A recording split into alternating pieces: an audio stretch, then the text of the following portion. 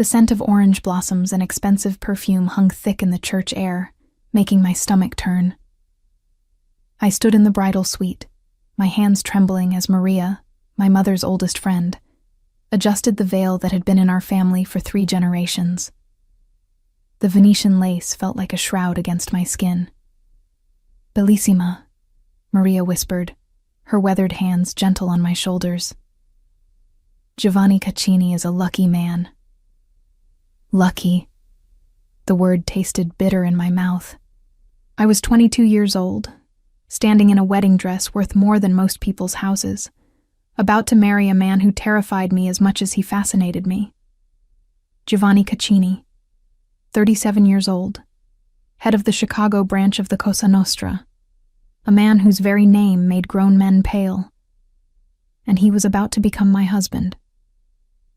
Through the closed door, I could hear the murmur of voices from the cathedral. Every important family in the organization was here. The Morettis from New York, the Russos from Boston, the Salvatores from Detroit. This wasn't just a wedding. It was a political statement, a consolidation of power, a promise of alliance between the Benedetto and Caccini families. I was the promise, the offering, the pretty prize wrapped in white silk and family duty. My reflection stared back at me from the full-length mirror. The dress was exquisite, custom-made in Milan with a fitted bodice that emphasized curves I'd been taught to hide, and a flowing skirt that made me look like something out of a fairy tale. My dark hair was swept up in an elaborate style, the veil cascading down my back like a waterfall of lace. Diamond earrings, a gift from Giovanni, glittered at my ears. I looked like a bride. I felt like a sacrifice. The door opened and my father entered, resplendent in his tuxedo. Dante Benedetto was a handsome man, even at 55, with silver threading through his dark hair and the kind of presence that commanded attention without effort. But it was the expression on his face that made my blood run cold. Something was wrong. "Papa?" My voice came out smaller than I intended. He closed the door behind him with deliberate care, and the click of the latch sounded like a gunshot in the quiet room. Maria took one look at his face and quickly excused herself, leaving us alone. "Chiara." My father's voice was strained. "Sit down." "I don't want to sit down." Fear crystallized in my chest. "What's happened? Is Giovanni—" "Giovanni is fine." The words were clipped. Physically, at least. I pressed a hand to my stomach, where butterflies had been dancing all morning. "Then what?" "He's called it off." The world tilted. I gripped the back of a chair to steady myself. "What?" "The wedding." My father's jaw was tight with barely controlled rage. "Giovanni Caccini has decided he doesn't want to marry you." The words didn't make sense. Couldn't make sense. But everyone's here. The cathedral is full. The reception is... I know where everyone is, Chiara. My father's voice cracked like a whip.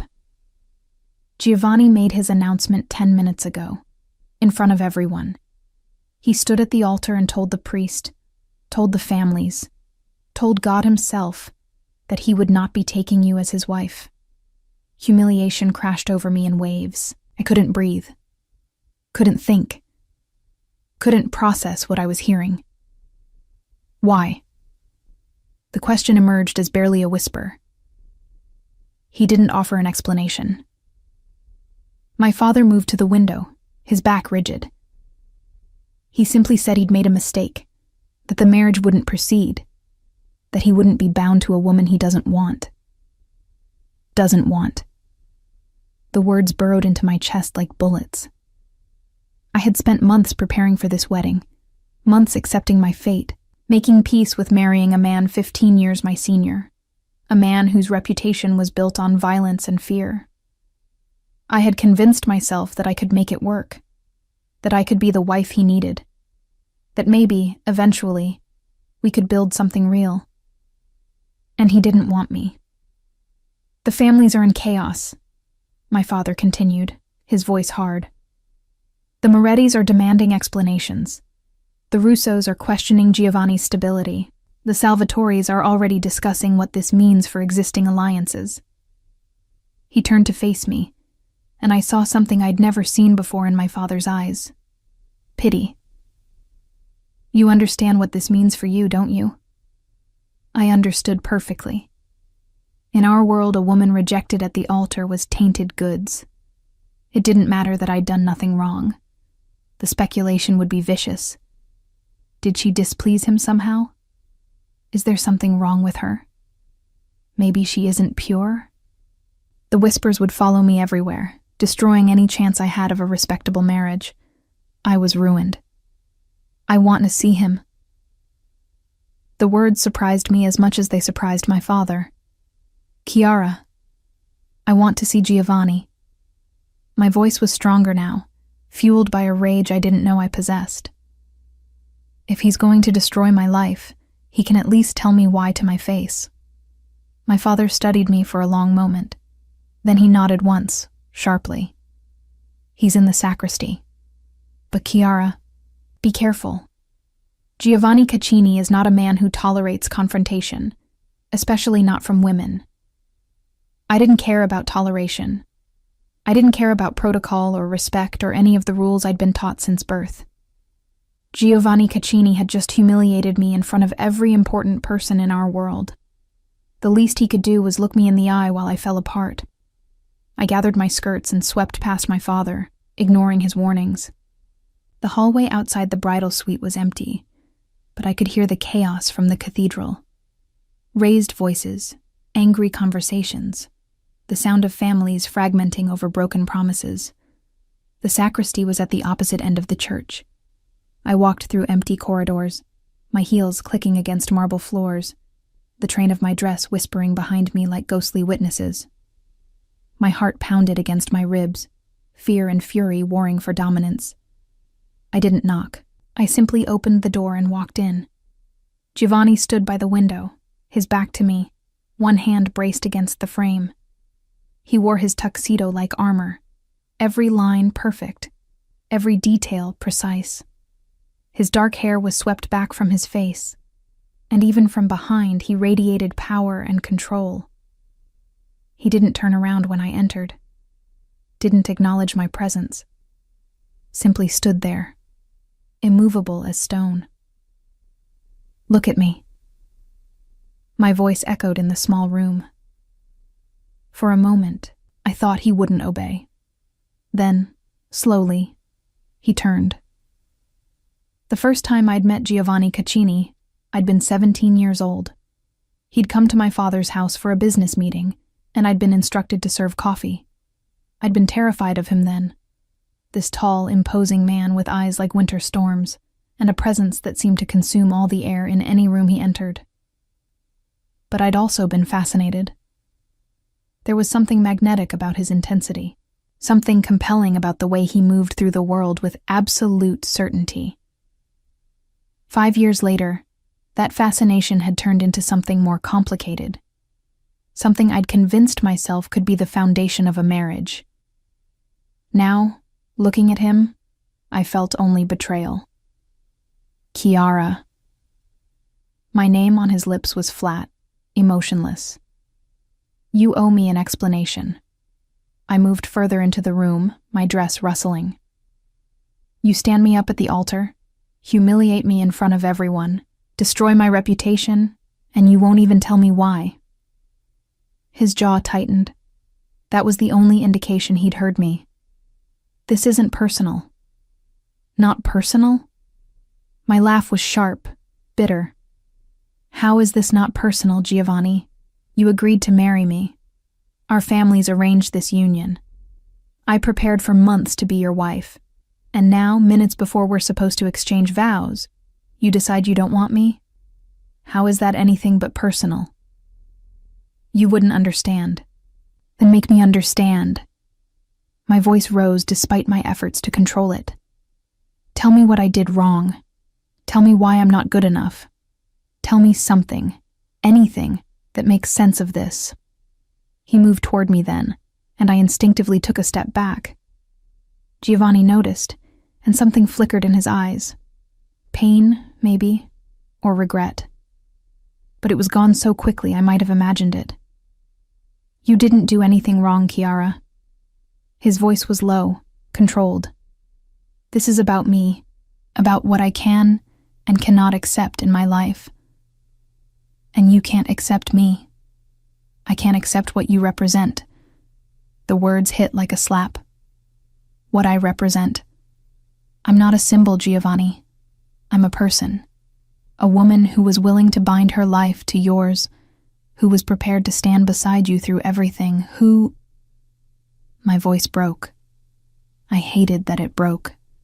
Hated showing weakness in front of this man who seemed carved from ice.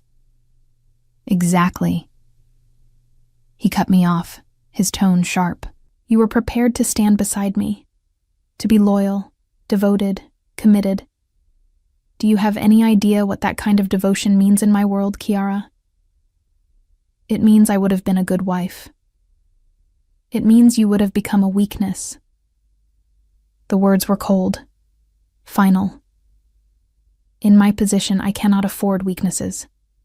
I cannot afford to care about anyone or anything beyond the organization. The moment I let myself... He stopped abruptly, his jaw clenching. This is better for both of us. Trust me. Trust you? Disbelief colored my voice. You're destroying my life, and you want me to trust you? Your life isn't destroyed. You're young, beautiful, from a good family. You'll find another match. The casual dismissal ignited something inside me. I crossed the space between us before I could think better of it, standing close enough to see the gold flecks in his storm-gray eyes, close enough to smell his cologne, something expensive and distinctly him. You coward, I said softly. You're afraid. His eyes darkened dangerously. Watch your tongue, Kiara. Why? What are you going to do? Humiliate me further? Destroy what's left of my reputation? I tilted my head back to meet his gaze. You're the head of the most powerful crime family in Chicago. Men fear you. Rival organizations avoid direct conflict with you. But you're terrified of one thing, feeling something real for someone. You know nothing about me. I know you're running. From me. From this marriage. From the possibility that you might actually have to care about someone other than yourself. His hand shot out, gripping my arm. Not painfully, but firmly enough that I couldn't pull away. Don't presume to understand my choices. Then explain them. I held his gaze, refusing to flinch. Make me understand why you'd rather destroy both our futures than take a chance on... I stopped myself before saying too much. On what? His voice was dangerous now, quiet in a way that made my pulse race. On love? On building something real? Is that what you think this marriage was supposed to be, Kiara? Some fairy tale where the princess tames the beast? I never thought you were a beast, Giovanni. I thought you were a man. A complicated, dangerous man. Yes, but still a man capable of being a husband. I paused. I was wrong, wasn't I? You're not a man. You're exactly what everyone says you are. A monster who cares about nothing but power. The words hung between us, sharp and cutting. For a moment, I saw something break in his expression. Something vulnerable and raw. Then it was gone, replaced by the cold mask he wore so well. He released my arm and stepped back. Get out, Kiara. Gladly. I gathered my skirts, preparing to leave with what little dignity I had remaining. But at the door, I paused and looked back at him. You're right about one thing, Giovanni. You can't afford weaknesses, and God help you when you finally realize that by pushing away anyone who could love you, you've made yourself the weakest man in this city. I left before he could respond. My vision blurred with tears I refused to let fall until I was alone. Behind me, I heard the crash of something shattering against a wall. Good. Let him destroy things. Let him rage. It changed nothing. Giovanni Caccini had rejected me, and now I would have to live with the consequences. 3 months passed like a slow death. I became invisible in my own home, a ghost drifting through rooms that suddenly felt too small, too suffocating. My mother stopped meeting my eyes at breakfast. My younger sister whispered with her friends and fell silent when I entered a room. Even the household staff treated me differently, with pity poorly disguised as respect. The rejection had done exactly what Giovanni must have known it would do, destroyed my standing in our world. Marriage proposals dried up completely. Men who might have been interested before now avoided me at family gatherings. I was damaged goods, tainted by a rejection I couldn't explain and a humiliation I couldn't escape. My father, to his credit, tried to maintain normalcy. But I saw how the other families treated him now. The whispers about his daughter, the speculation about what I must have done to disgust Giovanni Caccini so thoroughly. Dante Benedetto's reputation suffered because of me, and there was nothing I could do to fix it. I spent my days reading in the library, going for supervised walks in our gardens, existing but not living. At night, I lay awake wondering what was wrong with me, what Giovanni had seen that made him run, what deficiency I possessed that made me unworthy of being his wife. The anger had faded, replaced by something worse: resignation. This was my life now, a cautionary tale. The girl who almost married Giovanni Caccini and wasn't enough to keep him. It was a Tuesday afternoon when everything changed again. I was in the library, curled up in my favorite chair with a book I wasn't really reading, when my father burst through the door. His face was pale, his movements jerky with barely controlled panic. "Pack a bag," he ordered without preamble. "Enough for a week. Do it now." I set down my book, alarm spiking through me. "Papa, what's happened?" "Just do as I say, Chiara. Quickly." I'd been raised to obey my father without question, so I went to my room and pulled out a leather weekender bag. My hands shook as I packed clothes, toiletries, essentials. Through my window, I could see unusual activity in our courtyard. More security than normal. Men with guns positioned at strategic points. Maria knocked and entered without waiting for permission. Her face was drawn with worry as she helped me pack more efficiently than my panicked fumbling allowed. "What's going on?" I asked her quietly. "There's been a betrayal," she whispered, glancing at the door. "Someone close to your father has been feeding information to the Vitale family. They're planning something big, and the Benedettos are no longer safe in Chicago." The Vitales, a rival organization based in Philadelphia, known for their brutality and their long-standing grudge against the Chicago families. If they were moving against my father, it meant war. "Where are we going?" "You're going somewhere safe." Maria's hand stilled on the clothing she was folding. "Your father is sending you to the one man powerful enough to protect you from the Vitales." Ice spread through my veins. "No." "Giovanni Caccini has offered his protection." "No." I backed away from the bag. "I won't go to him. I won't give him that satisfaction." "Chiara, this isn't about satisfaction or pride." Maria gripped my shoulders. "The Vitales are ruthless. If they get their hands on you, they'll use you against your father in ways you can't even imagine. Giovanni's compound is fortified. His men are loyal. You'll be safe there." "I'd rather die than beg Giovanni Caccini for protection." "It's not begging, Cara. It's survival." She cupped my face gently. "And you're not going alone. Your father has negotiated terms. Giovanni will provide protection, but there's a price." Of course there was a price. Men like Giovanni Caccini never did anything out of the goodness of their hearts. "What price?" "The marriage he rejected 3 months ago." Maria's voice was soft but firm. "He'll agree to marry you properly this time, giving you his name and his full protection. In exchange, your father will support Giovanni's expansion into new territories and provide intelligence on the Vitale's operations." A bitter laugh escaped me.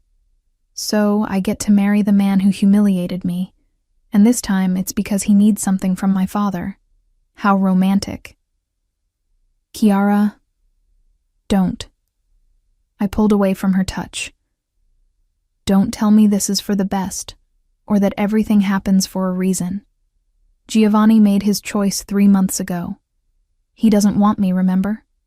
He said I was a weakness he couldn't afford. Whatever his reasons were then, he's willing to overlook them now. Maria's expression was troubled. Your father believes Giovanni will honor the marriage this time. The threat to you is real, Chiara. If the Vitalis get you... I know. I closed my eyes, fighting back tears. I know what they'll do. I've heard the stories. The Vitalis didn't just kill their enemies. They destroyed them slowly, methodically, using every psychological and physical torture available. Women in particular were subjected to horrors designed to break both them and their families. My father was right to be terrified. I was right to be terrified. But going to Giovanni felt like jumping from one prison into another. How long do I have? I asked finally, opening my eyes. Your father wants you gone within the hour. Giovanni is sending a security team to escort you to his compound. Of course he is. I returned to the bag, mechanically adding more items. Can't trust the Benedettos to transport their own daughter safely. It's not about trust. It's about firepower. Maria helped me zip the bag. Giovanni's men are better trained, better armed. They'll get you there alive, which is all that matters right now. The drive to Giovanni's compound took 45 minutes through Chicago's outskirts into an area I'd never been. The security team was exactly as Maria described, professional, heavily armed, and completely silent. I sat in the back of an armored SUV, watching the city give way to suburbs, and then to the isolated estate where Giovanni Caccini conducted his business and his life. The compound was impressive in a terrifying way. High walls topped with security cameras and what looked like razor wire. A gate that required multiple checkpoints. Guards positioned at regular intervals, all carrying automatic weapons with casual familiarity. This wasn't a home. It was a fortress. We passed through 3 separate security points before the SUV finally stopped in front of a massive stone mansion. Italian Renaissance style.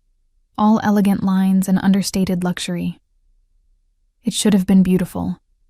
Instead, it felt like a mausoleum. One of the guards opened my door. Mr. Caccini is waiting inside, Signorina. Of course he was. Giovanni probably enjoyed watching me arrive like a prisoner being delivered to her cell. I stepped out of the vehicle, my chin high despite the fear churning in my stomach. The afternoon sun was warm, but I felt cold. A woman appeared in the doorway of the mansion. Older, perhaps 60, with kind eyes and graying hair pulled back in a neat bun. Miss Benedetto, she greeted me with a slight Italian accent. I'm Rosa, Mr. Caccini's housekeeper. Welcome. Welcome, as though I was a guest rather than a refugee. I followed her inside, my heels clicking against marble floors that probably cost more than a year of most people's salaries. The interior was exactly what I'd expected. Expensive, tasteful, and utterly lacking in warmth. Dark wood, neutral colors, artwork that looked original rather than reproduced. A home designed to impress rather than to comfort. Mr. Caccini asked me to show you to your rooms, Rosa continued, leading me up a sweeping staircase. He thought you might want to rest and refresh yourself before speaking with him. How considerate. Giovanni was probably hoping I'd regain some composure before whatever confrontation was coming. I followed Rosa down a long hallway to a suite of rooms that made my bedroom at home look like a closet.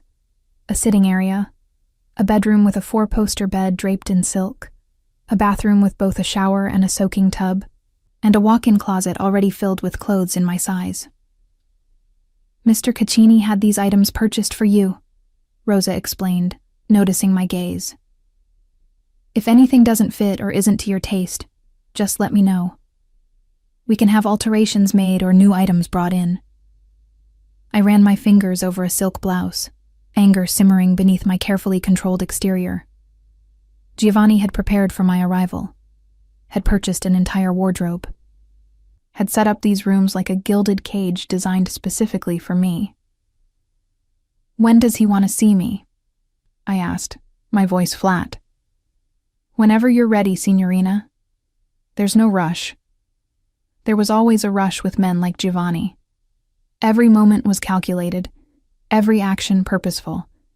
If he was giving me time, it was because he wanted me off balance, uncertain, vulnerable. "Tell Mr. Caccini I'll see him now."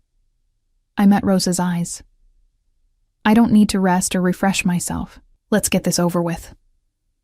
Rosa hesitated, then nodded. "Follow me, please." She led me back downstairs to a different wing of the mansion. We stopped outside a heavy wooden door, and Rosa knocked once before opening it. "Miss Benedetto, sir." "Thank you, Rosa." Giovanni's voice came from inside, that same controlled baritone that had haunted my dreams for months.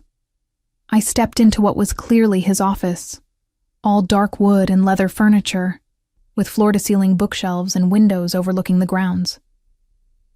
Giovanni stood behind a massive desk, his hands braced on the surface, his eyes fixed on me with that same intense focus I remembered from our last encounter. He looked different. Older, maybe. More tired. There were shadows under his eyes that hadn't been there before, and his jaw was tight with tension. "Chiara," my name again, but this time there was something in his voice I couldn't quite identify. "Giovanni." I remained by the door, maintaining distance. "I understand I'm to be your prisoner for the foreseeable future." "You're not a prisoner." He straightened, coming around the desk. "You're under my protection." "Is there a difference?" "Yes." He stopped a few feet away, hands sliding into his pockets. The gesture should have made him look casual. Instead, it emphasized the coiled tension in his frame. A prisoner is here against their will. You're here because the alternative is being tortured and killed by the Vitales. So my choice is marry you or die. I kept my voice steady. "Very romantic, Giovanni. You really know how to sweep a woman off her feet." His jaw tightened. "Your father and I have an arrangement." "I know what the arrangement is." I cut him off. "I'm not stupid. You need my father's support for your expansion plans, and he needs your protection for his daughter. It's a business deal. Just like the first wedding attempt, except this time you're actually going through with it, because the benefits outweigh your fear." Something flashed in his eyes. Fear? That's what it was, wasn't it? I took a step closer, anger giving me courage. 3 months ago, you rejected me because you were afraid. Afraid of what I represented. Afraid of caring about someone. Afraid of being vulnerable. And now circumstances have forced your hand. So you're accepting what you ran from before. You don't know what you're talking about, don't I? Another step. We were close enough now that I could see the muscle ticking in his jaw, could smell that familiar cologne. Tell me, Giovanni, what changed? Did you suddenly realize I'm not a weakness after all? Or did you just decide that the strategic advantages of this marriage outweigh your precious emotional walls? He moved so fast I didn't have time to react. One moment he was standing still. The next his hand was wrapped around my wrist, pulling me close enough that I had to tilt my head back to maintain eye contact. You want to know what changed? His voice was dangerously soft. I'll tell you. 3 months ago, I convinced myself that staying away from you was noble, that I was protecting you from the darkness of my world, from becoming a target because of your association with me. I told myself you'd be better off with someone else, someone less dangerous, someone who could give you a normal life. His grip tightened fractionally. And then I watched you suffer for my decision. I watched your family's reputation crumble because of my rejection. I watched you become a ghost, barely existing, destroyed by humiliation I inflicted.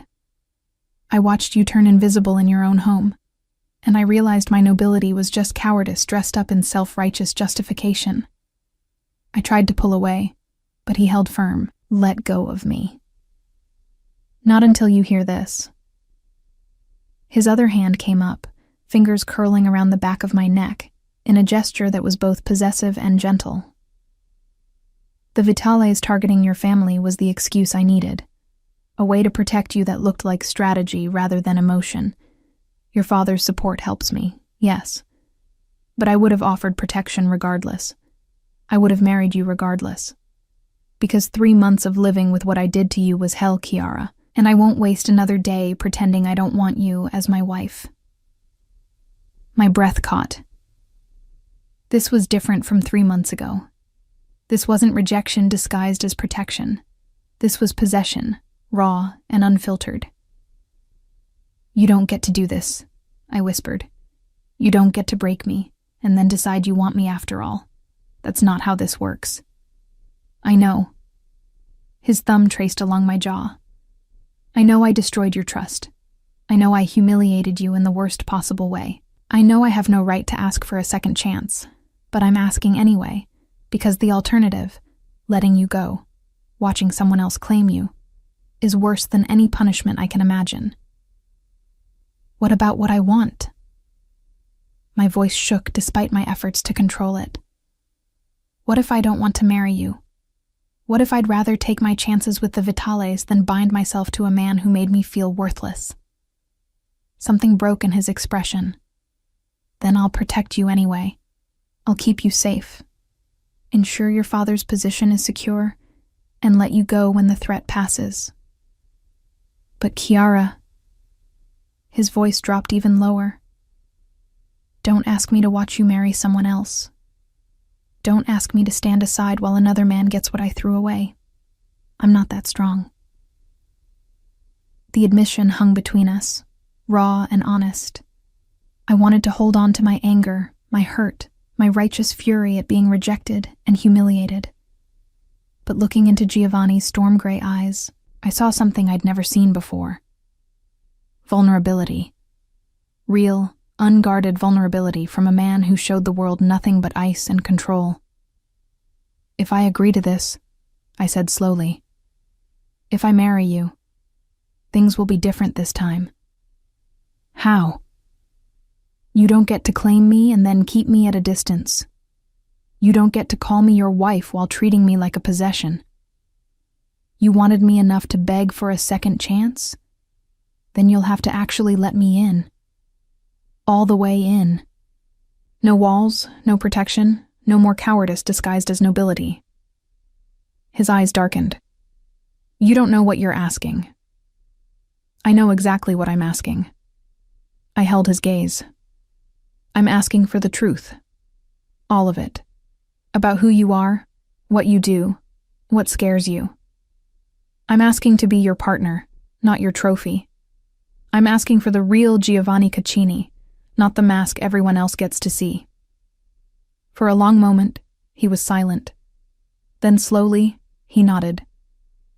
You'll have it. All of it. But Kiara... His grip on my neck tightened almost imperceptibly.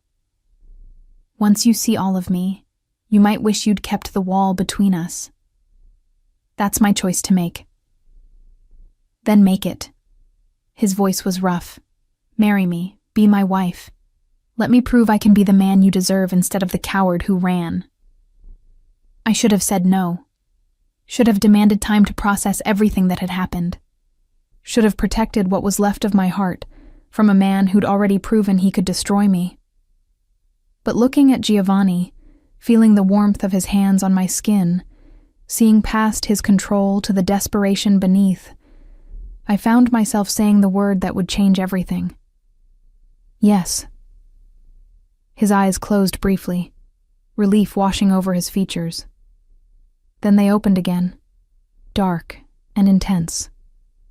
And I saw hunger there that made my pulse race. This time will be different, he promised. This time, I won't let fear win. You'd better not. I pulled back enough to meet his gaze properly. Because I won't survive being rejected by you twice, Giovanni. This is your only chance to get it right. Then I'll get it right. He pressed his forehead to mine. Even if it kills me. The wedding was scheduled for 1 week later. No grand cathedral this time. No 500 guests bearing witness. Just a private ceremony in Giovanni's estate chapel with immediate family and a handful of trusted associates. My father insisted on attending despite the danger, bringing extra security that Giovanni's men coordinated with military precision. In the days leading up to the ceremony, I saw little of Giovanni.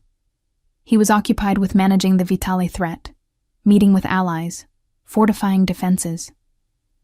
But at night, I'd hear him pacing the hallway outside my rooms, his footsteps a restless rhythm that matched my own sleeplessness. On the third night, I couldn't take it anymore. I opened my door to find him standing there, one hand raised as though he'd been about to knock. We stared at each other for a long moment, the silence heavy with unspoken words. "Can't sleep?" I asked, though the answer was obvious from the shadows under his eyes. "I keep thinking you'll change your mind." His voice was raw in a way I'd never heard before, that you'll wake up and realize marrying me is insane. It is insane. I stepped back, an invitation. But I said yes anyway. He hesitated on the threshold, and I saw the war playing out behind his eyes.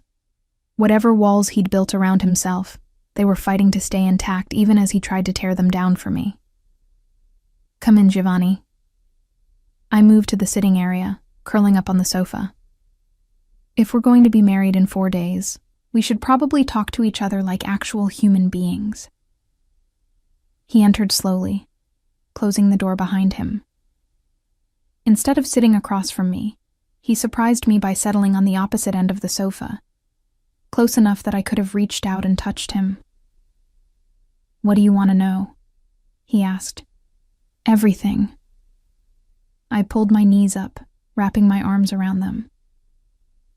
"But let's start with why you really rejected me 3 months ago. And don't give me the line about protecting me. I want the truth."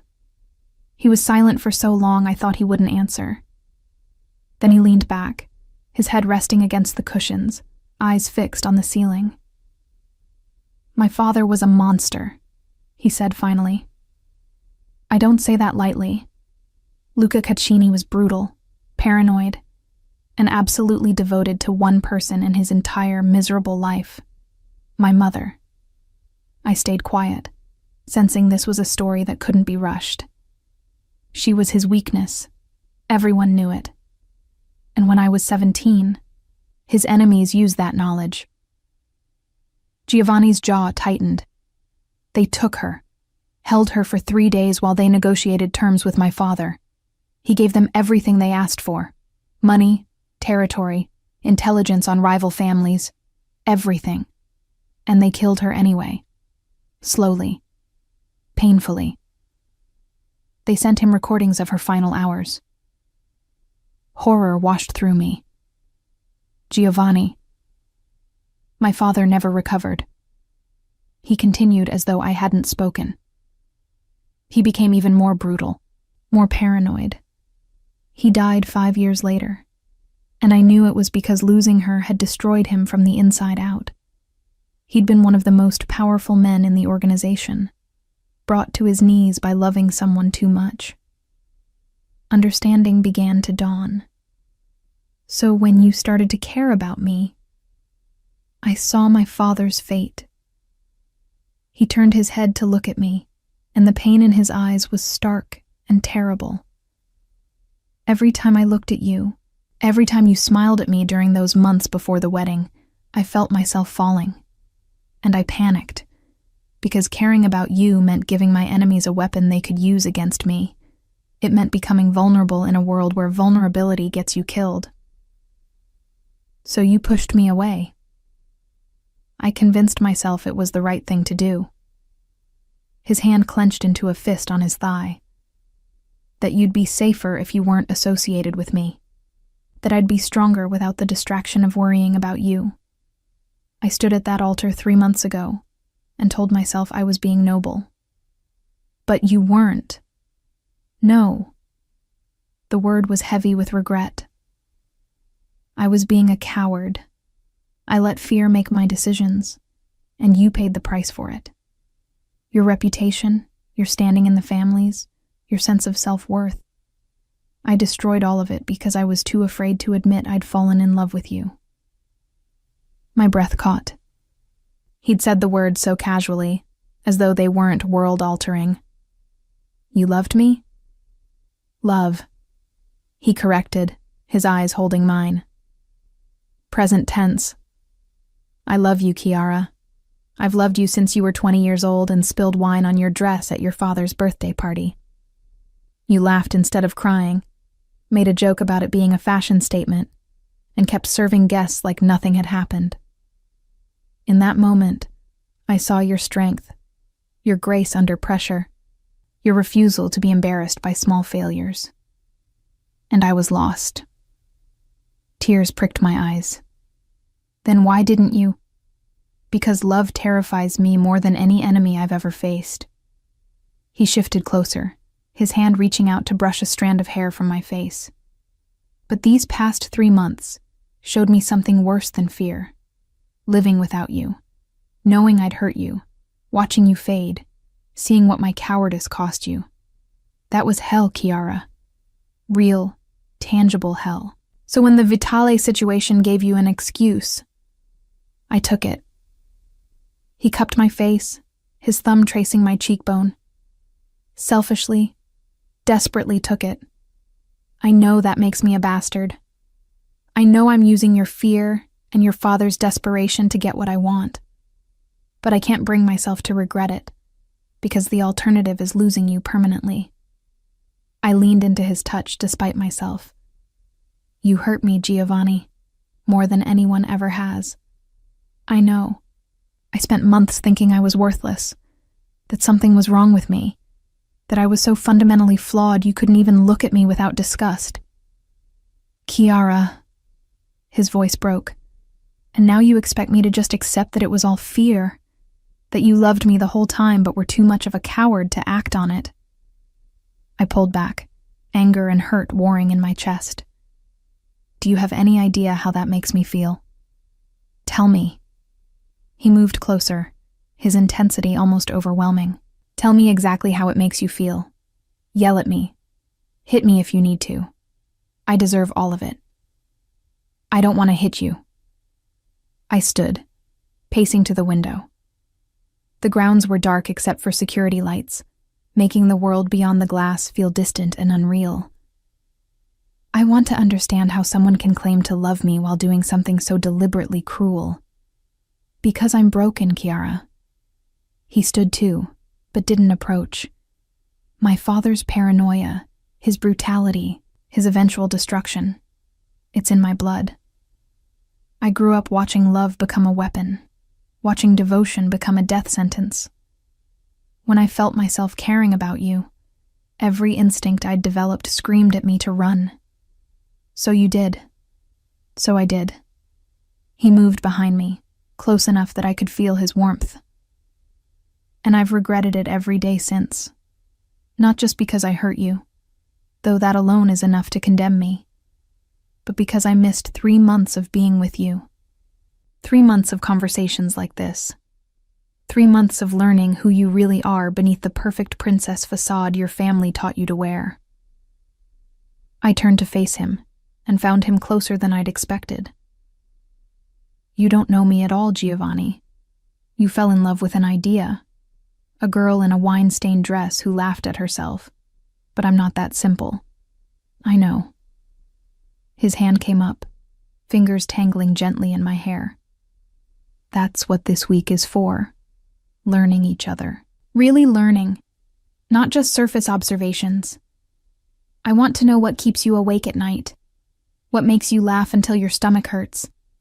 What you dream about when you let yourself imagine a future that's yours to choose. I dream about being more than someone's wife. The admission escaped before I could stop it. More than a pawn in family negotiations. I dream about mattering for who I am, not who I'm connected to. You matter to me.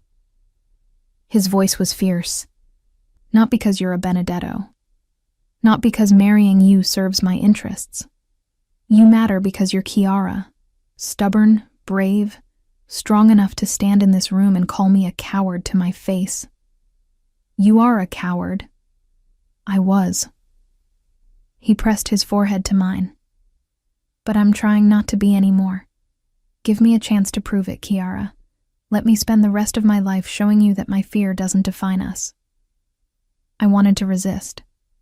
Wanted to hold on to my anger and hurt. But standing this close to Giovanni, feeling the tremor in his hands as they framed my face, seeing the vulnerability he was offering me, I felt something shift inside my chest. If we do this, I said slowly, if I really become your wife, I need a promise from you. Anything. No more running. I held his gaze. When things get difficult, when you're scared, when your instincts tell you to push me away, you come to me instead. You talk to me. You let me help you carry whatever burden you're facing. Because I won't survive being abandoned by you again, Giovanni. This time has to be different, or it can't happen at all. It will be different. He kissed my forehead, my cheeks, the corner of my mouth. I swear to you, Chiara. I swear on my mother's memory, on my position, on my life.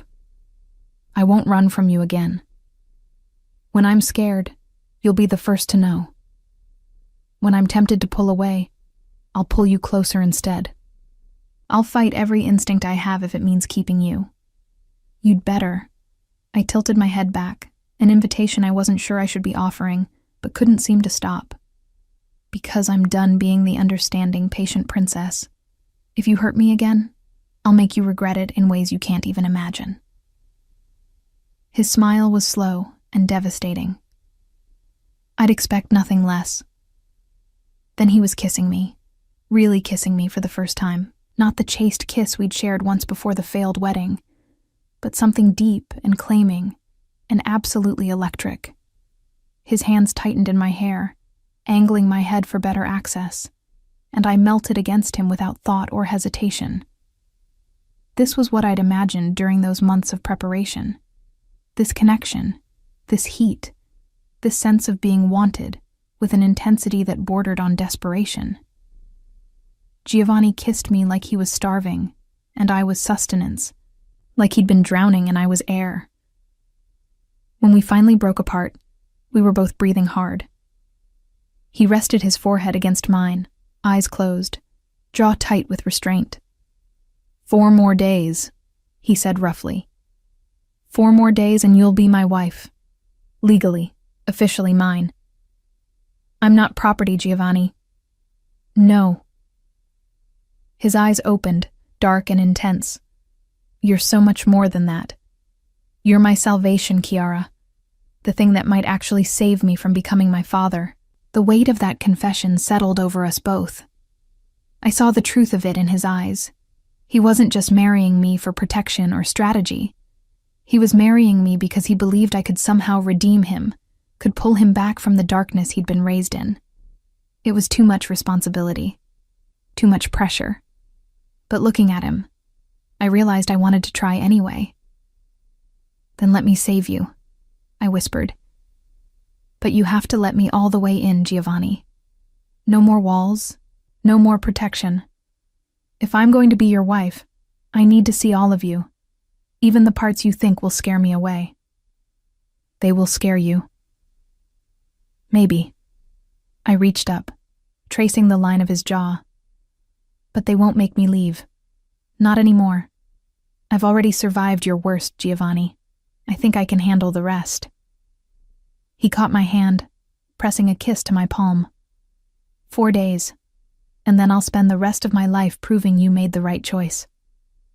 You'd better, I said again, but this time there was no anger in it, only hope. The wedding ceremony was nothing like I'd imagined as a little girl. No flowing white gown, no cathedral full of flowers, no fairy tale moment of walking down an endless aisle.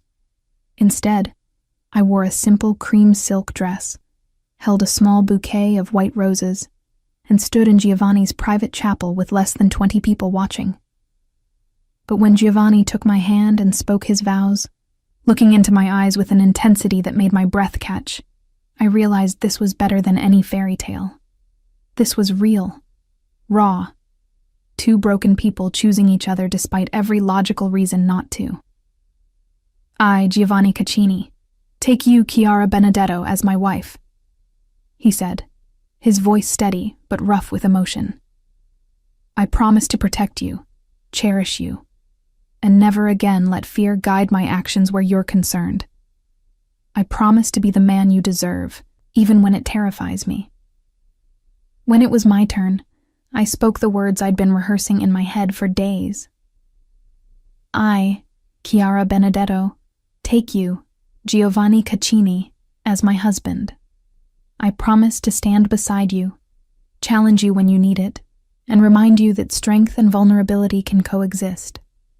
I promise to be your partner in all things, even when the path ahead is dark. The priest pronounced us husband and wife, and Giovanni kissed me like he was claiming something precious he'd almost lost. In that moment, surrounded by witnesses who understood exactly what this union meant, I felt something settle in my chest. This was right. Complicated, messy, and potentially disastrous, but right. The reception was held in Giovanni's formal dining room, an intimate dinner rather than a grand celebration. My father gave a short toast that was equal parts blessing and warning, reminding Giovanni that the Benedetto family protected their own. Giovanni's response was simple. So do the Caccinis, and Chiara is a Caccini now. Hearing my new name spoken aloud sent a thrill through me. Mrs. Giovanni Caccini. It should have felt like a cage. Instead, it felt like armor. After dinner, Giovanni led me to a different wing of the mansion, his private quarters. The master suite was even more impressive than the guest rooms I'd been occupying, with a massive bed that looked custom-made, a sitting area with a fireplace, and floor-to-ceiling windows overlooking the gardens. This is our room now, Giovanni said, watching my face carefully. If you'd prefer separate spaces, I can arrange. No. I cut him off, surprising myself with the certainty in my voice. We're married, Giovanni. Actually married this time. That means sharing a room, sharing a bed, sharing a life. Something heated in his eyes. Are you sure? We can take this slowly. I don't expect... What don't you expect? I moved closer, emboldened by the way his gaze tracked my movements. That I'd want to consummate our marriage? That I'd want my husband to actually touch me? His jaw clenched. Chiara. You've spent months convinced I'm too fragile, too innocent, too pure for your dark world. I stopped directly in front of him. But I'm stronger than you think, Giovanni, and I'm tired of being treated like I'll break. I don't think you'll break. His hands came up to frame my face. I think I will. Touching you, having you. It makes you real in a way that terrifies me, because now I have something to lose. You've always had something to lose. I leaned into his touch. You just didn't admit it until circumstances forced your hand. But we're here now, married, committed. So stop being afraid and touch your wife. The words were barely out of my mouth before he was kissing me, deeper and more demanding than before. His hands moved from my face to my waist, pulling me flush against him, and I felt his restraint cracking with every passing second. Tell me to stop, he murmured against my lips.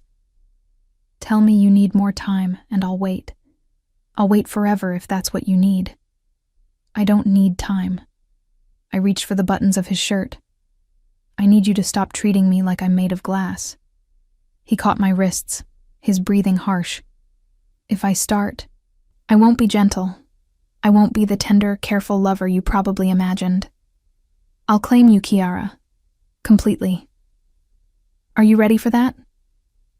Looking into his storm-gray eyes, seeing the hunger and possession and desperate need there, I made my choice. Yes. What followed was exactly what he'd promised. Not gentle, not careful, but absolutely consuming. Giovanni made love to me like he was trying to imprint himself on my soul, like he was terrified I'd disappear if he didn't hold tight enough. And I matched him, taking as much as I gave, showing him that I was stronger than he believed. Afterward, we lay tangled in sheets that cost more than furniture, my head on his chest, his fingers tracing patterns on my shoulder. For the first time since this entire ordeal began, I felt something close to peace. "I love you," Giovanni said into the darkness. "I know I've said it before, but now that you're truly my wife, I need you to understand how completely I mean it. You're everything, Chiara. Everything I thought I couldn't have, shouldn't want, would only destroy if I claimed. But you're mine now, and I'll protect that with everything I am. I love you too." The words surprised me, but they were true. Somewhere between his rejection and his redemption, I'd fallen for this complicated, dangerous man, even though you're infuriating and emotionally stunted and have the worst timing in history. He laughed, the sound rumbling through his chest against my ear. I'll take that as a ringing endorsement. We drifted toward sleep, secure in our new reality. But around 3 a.m, I was awakened by the sound of Giovanni's phone buzzing insistently on the nightstand. He answered it immediately, his voice sharp and alert, despite having been asleep moments before. "What?" A pause. "When?" Another pause, longer this time. "I'll be down in 5 minutes. Increase perimeter security and wake Dante." He ended the call and was out of bed before I could form a question. "Giovanni? What's wrong?" "The Vitales are moving faster than we anticipated." He was already pulling on clothes. "They've made contact with someone inside our organization, a traitor feeding them information." Ice spread through my veins. "Who?" "That's what we're about to find out." He leaned down, pressing a quick, hard kiss to my mouth. "Stay here. Lock the door after I leave and don't open it for anyone except me or Rosa. Understood? You can't just leave me here without explanation. Chiara." He gripped my shoulders. "I need you safe. That's my only priority right now. Promise me you'll stay here." I wanted to argue, wanted to demand he treat me like a partner rather than something to be protected. But the fear in his eyes, real, visceral fear, stopped me. "I promise. But Giovanni, be careful." "Always am." He kissed me again, then was gone. I locked the door as instructed and paced the room, unable to settle. Through the windows I could see increased movement on the grounds. More guards, more lights, a level of activity that suggested serious threat. An hour passed. Then 2. I was considering breaking my promise and going to find out what was happening when I heard footsteps in the hallway. Heavy, purposeful, but wrong somehow. Not Giovanni's stride. The doorknob rattled. "Mrs. Caccini, Mr. Giovanni sent me to move you to a more secure location." I didn't recognize the voice, and Giovanni would have called to warn me if he was sending someone. My hand moved to my phone, but before I could dial, the door burst inward, lock shattered by brute force. 3 men entered, guns drawn. The lead one smiled coldly. "Mrs. Caccini, the Vitales send their regards." I'd been kidnapped before breakfast on my wedding night. The irony wasn't lost on me as the Vitales men forced me into an SUV, zip-tied my wrists, and drove me away from Giovanni's compound at speeds that suggested they weren't concerned about traffic laws. The man who'd broken down my door, Marco, I heard the others call him, kept his gun trained on me the entire ride. "Nothing personal, Signora, but you're worth more to us as leverage than as a corpse. Behave yourself and you'll survive this."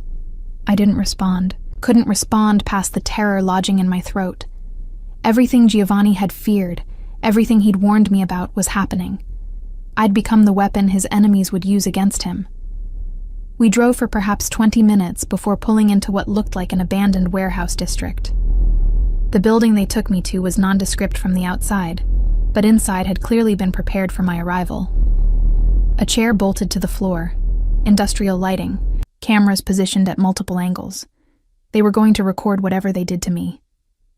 Send it to Giovanni as proof I was alive and in pain. Comfortable.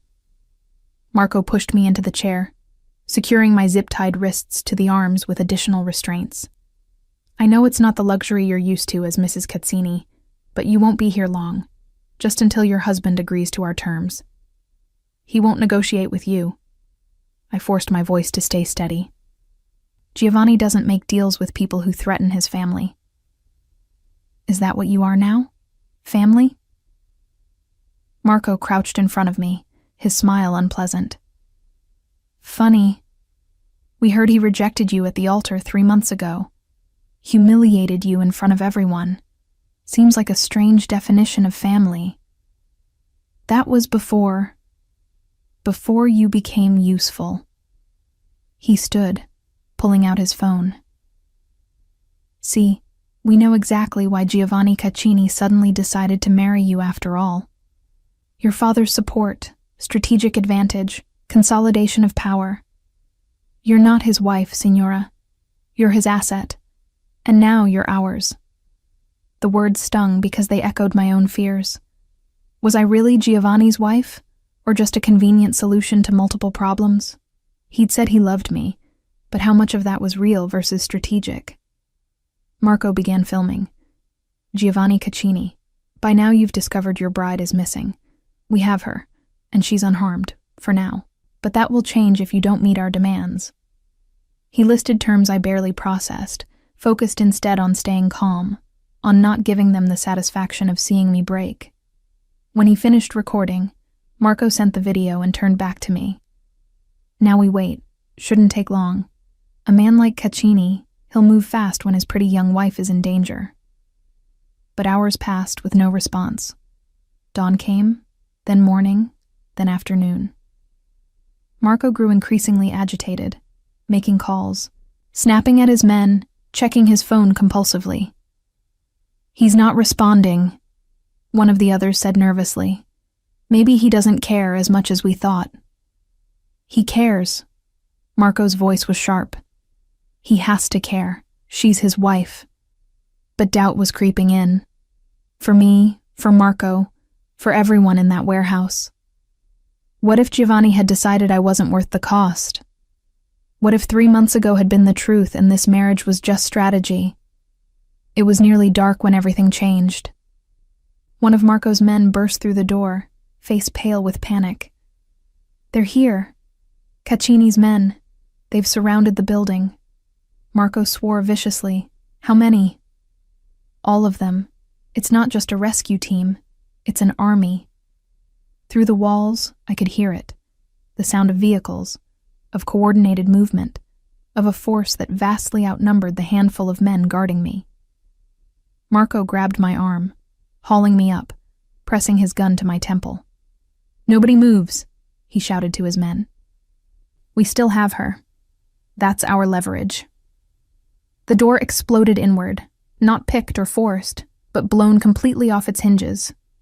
Men poured through, heavily armed, moving with military precision. And behind them, dressed all in black with a gun in each hand, and murder in his eyes, came Giovanni. He took in the scene instantly. Me restrained to the chair, Marco with a gun to my head, the other Vitale soldiers scrambling for their weapons. His gaze locked onto mine for just a moment, and I saw something in his expression that stole my breath. Not strategy, not calculation, pure, absolute rage at seeing me threatened. Let her go, Marco. Giovanni's voice was deadly calm. Let her go, and I'll consider making your death quick. I don't think so. Marco's hand shook against my temple. She's my ticket out of here. You back off or I blow her head off right now." "No, you won't." Giovanni advanced slowly, his guns never wavering. "Because the second you pull that trigger, there's nothing stopping me from tearing you apart with my bare hands. And trust me, Marco, you want the bullet more than you want what I'll do to you if you hurt my wife." "Stay back." Marco's desperation was palpable. "I'm warning you, Caccini." Everything happened simultaneously. Giovanni fired, the shot so precise it grazed Marco's gun hand, making him drop the weapon with a howl of pain. In the same motion, Giovanni was across the room, his fist connecting with Marco's jaw hard enough that I heard bone crack. Marco went down like a stone. Giovanni's men moved on the others with ruthless efficiency. Within seconds, every Vitale soldier was disarmed, restrained, or unconscious. And through it all, Giovanni never looked away from me. He holstered his guns and crouched in front of my chair, his hands gentle as they worked to free the restraints. "Are you hurt? Did they touch you?" "I swear to God, Chiara, if they laid one finger on you." "I'm fine." My voice broke on the words. "I'm fine, Giovanni. Just scared." The restraints fell away, and he pulled me into his arms, holding me so tightly I could barely breathe. His whole body was shaking, not with fear, but with barely controlled violence. "I thought I'd lost you. When I found your room destroyed, your phone left behind, no sign of you." His voice cracked.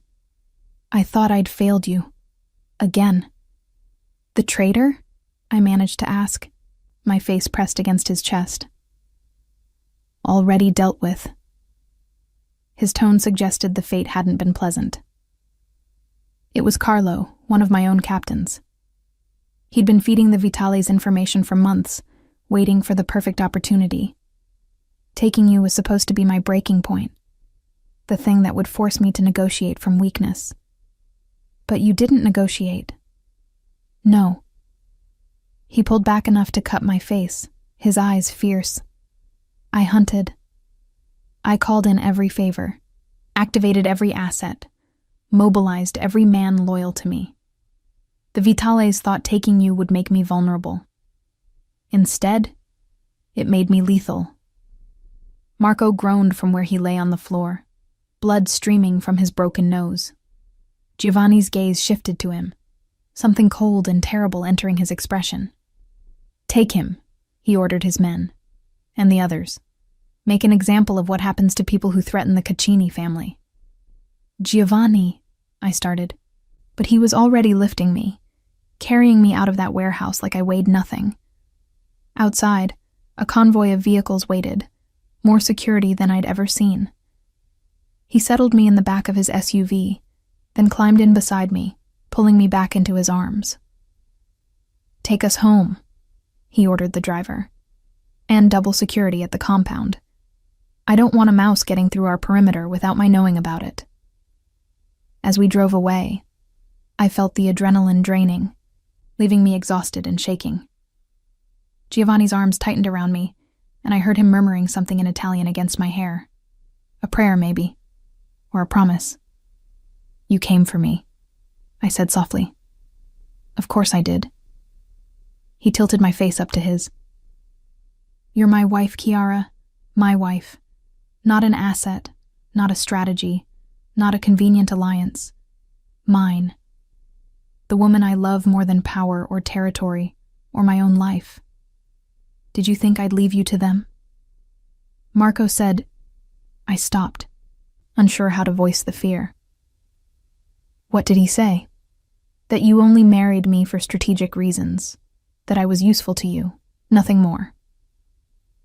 Giovanni's expression darkened. "I'm going to take special care with Marco's punishment."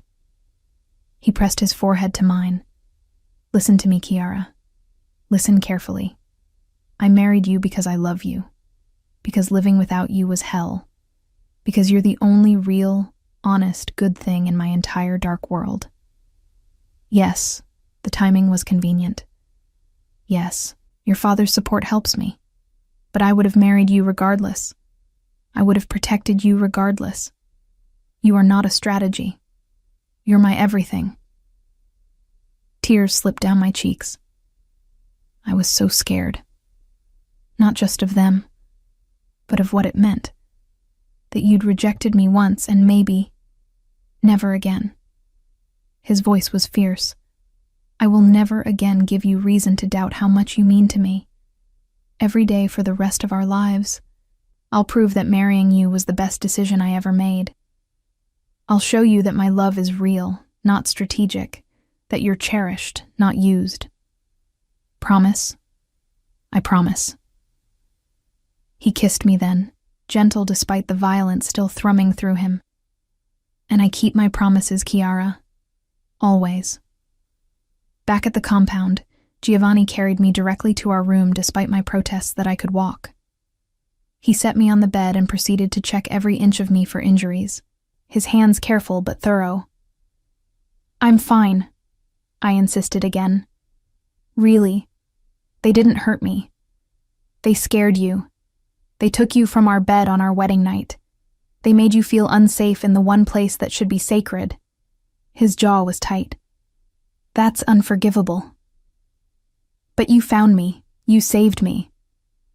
I should have prevented it entirely. He sank onto the bed beside me. This is exactly what I feared, Chiara. This is why I tried to push you away. Because being with me paints a target on your back, makes you vulnerable to people who want to hurt me through you. And yet I'm still here. I took his hand. Still your wife. Still choosing you despite the danger. That should tell you something, Giovanni. It tells me you're braver than I deserve. No. I moved into his lap, straddling him, forcing him to meet my eyes. It tells me that love is worth the risk. That being with you, really being with you, is better than a safe, empty life without you. Today was terrifying. But you know what I realized while I was tied to that chair? What? That I trust you completely. Even when I was scared, even when hours passed without rescue, I knew you were coming. I knew you wouldn't leave me there. That trust, Giovanni, that's what makes this work. Not your power, not your resources, not your ability to protect me from every threat. Just the simple certainty that you'll always come for me. He pulled me close, burying his face in my neck. I will. Always. No matter what it costs. No matter what I have to destroy to get to you. I will always come for you. We stayed like that for a long time, holding each other, letting the reality of what had happened and what it meant sink in. I'd been tested and proven. Not fragile, not helpless, not the weakness Giovanni had feared. Strong enough to survive his world, strong enough to be his true partner. The Vitales won't stop, I said eventually. Today was just the beginning. I know. His arms tightened around me, but they made a mistake. They showed me exactly how far I'll go to protect you, and now every family, every rival, every enemy knows. Touching Chiara Caccini means facing the full wrath of my organization. They've turned you from a perceived weakness into the most dangerous woman in Chicago. How do you figure? He pulled back to look at me, and his smile was dangerous, because anyone who threatens you threatens the one thing I'll burn the world to protect. That makes you untouchable, Chiara. Sacred. Mine. The aftermath of my kidnapping rippled through the organization like shockwaves. Giovanni's response to the Vitales was swift and merciless. Within a week, their operations in Chicago were dismantled, their leaders either dead or fleeing the city. The message was clear. Threaten the Caccini family and face annihilation. But the real change was in Giovanni himself. He became simultaneously softer with me and harder with everyone else. He moved meetings to accommodate my schedule, included me in strategic discussions, asked my opinion on matters he'd never shared with anyone before. It was as though surviving the kidnapping had proven something to him. That I wasn't a fragile thing to be protected, but a partner to be trusted. 2 months after the wedding, I woke to find Giovanni already dressed, standing by the window of our bedroom with his phone pressed to his ear. His expression was troubled, and I heard enough of the conversation to know something was wrong. "How long?" he asked whoever was on the other end. "And you're certain?" A pause. "I see. Thank you for the information." He ended the call and stood there, his back rigid with tension. "Giovanni?" I sat up, pulling the sheet around me. "What's happened?" "That was Marco Benedetto." He turned to face me, and I saw something in his expression that made my breath catch. "Your cousin.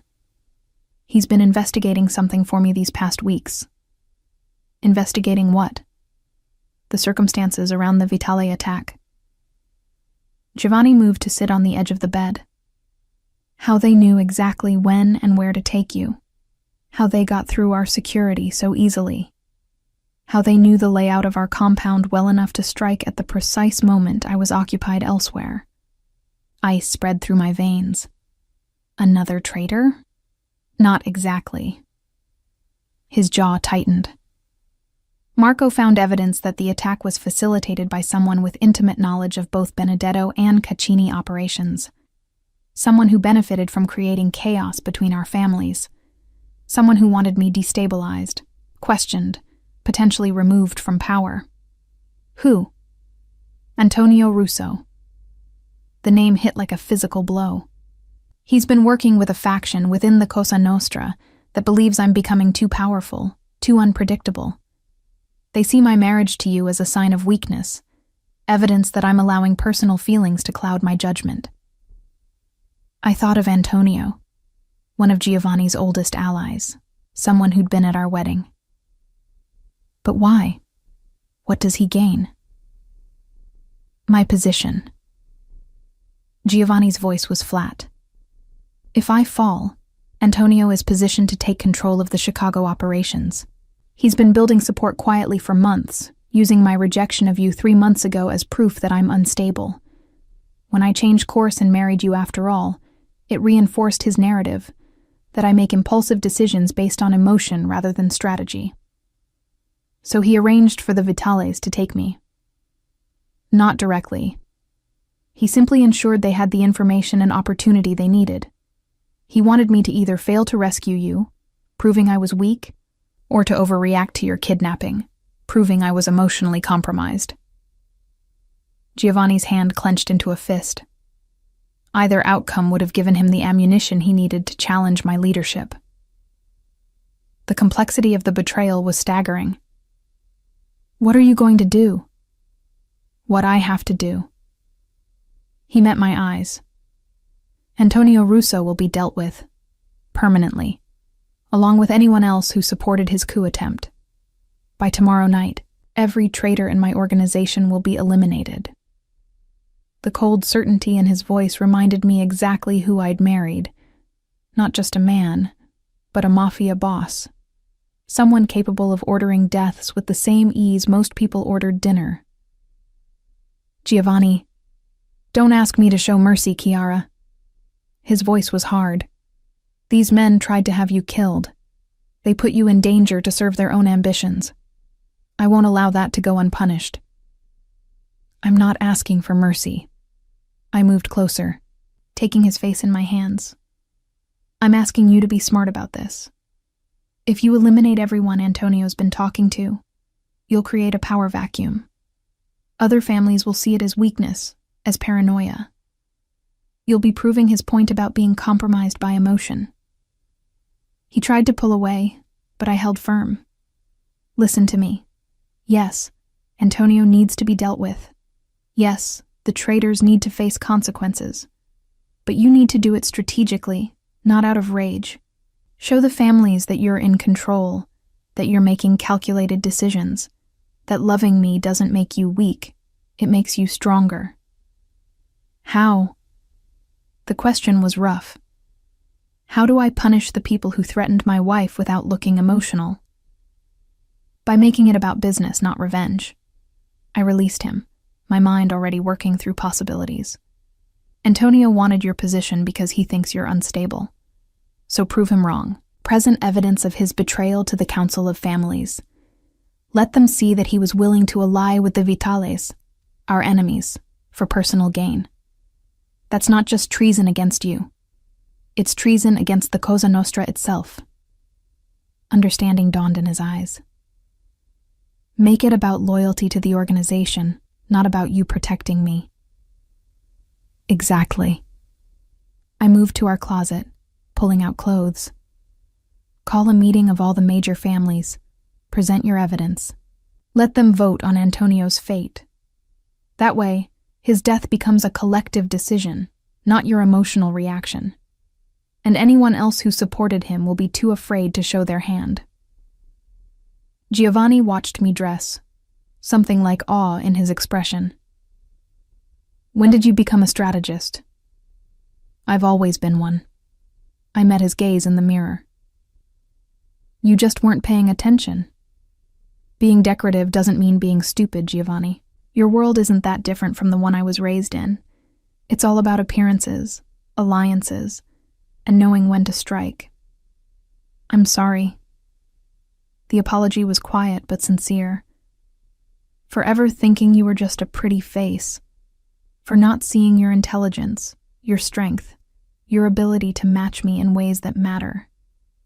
You're seeing it now. I turned to face him. That's what counts. Now make the calls, set up the meeting, and let's end this threat together.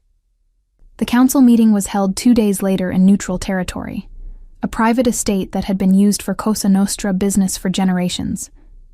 Every major family was represented, their leaders sitting around a massive table that had witnessed countless negotiations, betrayals, and executions. I sat beside Giovanni, the only woman in the room. Some of the older men had objected to my presence, but Giovanni had been firm. Chiara is my wife and my partner. She has as much right to be here as any of you. Anyone who disagrees can leave now. No one left. Antonio Russo sat across from us, his expression carefully neutral. But I saw the calculation in his eyes, the way he assessed every face around the table, looking for allies. Giovanni stood, commanding immediate attention. Gentlemen, thank you for coming. I've called this meeting to address a matter of treason within our organization. Murmurs around the table. Antonio's expression didn't change. 2 months ago, my wife was kidnapped by the Vitales. Giovanni's voice was controlled, businesslike. At the time, we believed it was simply an opportunistic attack. But recent investigation has revealed something more disturbing. The attack was facilitated by one of our own. He nodded to Marco Benedetto, who stood and distributed folders to everyone present. Inside, you'll find documented evidence of communications between Antonio Russo and representatives of the Vitale family. Dates, times, content of conversations. You'll see that Russo provided detailed information about Caccini's security protocols, building layouts, and my schedule on the night of my wife's kidnapping. Antonio finally reacted, his face paling. That evidence is fabricated. Is it? Giovanni cut him off coldly. Because we also have testimony from 3 of your associates who were present during planning meetings. Men who were smart enough to come forward when they realized the magnitude of what you were planning. Around the table, men were reading the documents with increasingly grave expressions. The evidence was damning. Messages, recorded conversations, financial transactions. Everything needed to prove Antonio's guilt beyond doubt. But the real question, Giovanni continued, isn't just about what Antonio did to me personally. It's about what his actions represent. He allied with our enemies. He gave them intelligence that could have been used against all of us. He prioritized his personal ambition over the safety of the Cosa Nostra itself. That's not... Antonio started. You wanted my position, Giovanni interrupted, his voice like ice. You convinced yourself I was weak because I fell in love with my wife. You saw emotion as vulnerability and decided to exploit it. But here's what you failed to understand, Antonio. Loving Chiara doesn't make me weak. It makes me absolutely ruthless about protecting what's mine. And what's mine includes this organization, these families, every man at this table. He leaned forward, hands braced on the table. Antonio Russo betrayed us all for personal gain. The question now is, what do we do about it? The vote was unanimous. Antonio's fate was sealed not by Giovanni's rage, but by the collective judgment of the families he'd betrayed. He was stripped of his position, his assets seized, and sentenced to death, executed not as revenge for threatening me, but as punishment for treason against the organization.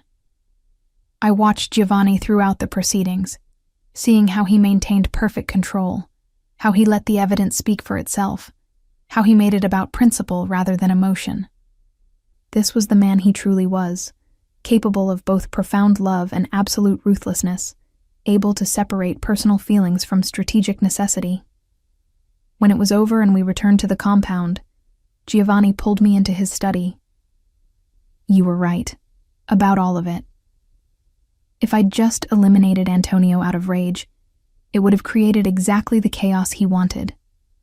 But doing it this way, making it about loyalty to the organization, everyone saw that I'm still in control. We're in control, I corrected. This is a partnership, remember? A partnership. He repeated the word like he was tasting it. I like that. He pulled me close, his hands settling on my waist. I love you, Chiara Caccini. More than I thought it was possible to love anyone. And I'm sorry it took me so long to realize that loving you doesn't make me weak. It makes me unstoppable. I love you too. I reached up to cup his face. Even though you're complicated and dangerous and sometimes infuriatingly stubborn. Only sometimes. Don't push your luck. But I was smiling as I said it. He kissed me then, deep and claiming and full of promise. When we finally broke apart, he kept his forehead pressed to mine. I have something for you. What? He moved to his desk and retrieved a folder, handing it to me. Inside were documents, property deeds, business licenses, bank account information. I've been working on this for weeks. It's a foundation in your name, funded by a percentage of my legitimate businesses. You'll have full control over its operations and direction. I stared at the papers, overwhelmed. Giovanni, this is your independence. He smiled softly.